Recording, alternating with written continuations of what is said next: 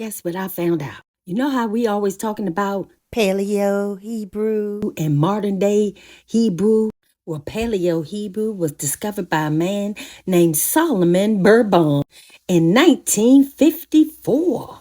And yes, it's connected to the Phoenician alphabet when used to write Hebrew. And yes, surprise, surprise, he was a Yiddish linguist and a Hebrew paleographer. And yes, he was an Australian Jew of the West Galician descent, which is in like Spain, a European. And he taught Yiddish in the University of Hamburg.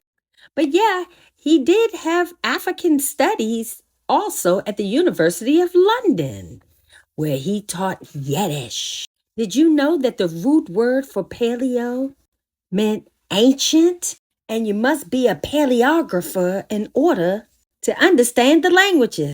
It is the study of ancient writing systems and the deciphering and dating of historical manuscripts. You must be able to study the medieval.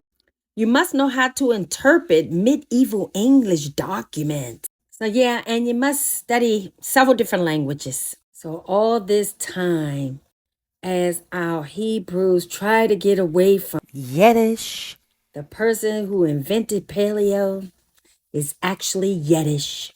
And this is the point I was trying to make. Sometimes the Most High will allow things to happen because things must fit prophecy. I also did a little research into the Black Hebrew Israelites, and don't come for me because I do believe that we are the promised people. I do believe that holy names are important, but I thought it may be interesting to find the roots of this particular movement. You know, we are supposed to dig to the roots of everything and ask questions, which leads us to William Saunders Crawley. He's one of the earliest Black Hebrew Israelites. He was a soldier, preacher, entrepreneur, theologian, and a pastor. And he had a vision that the Blacks were descendants of the 12 tribes of Yisrael, which I agree. Now, the other founder of the Hebrew Israelites would be Frank S. Cherry. He has an interesting background where it says that he studied Hebrew and Yiddish.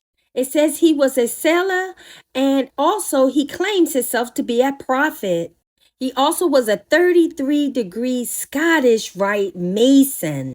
Cherry also claims to have a vision of the African American slaves being Israelites. Food for thought. Shalom.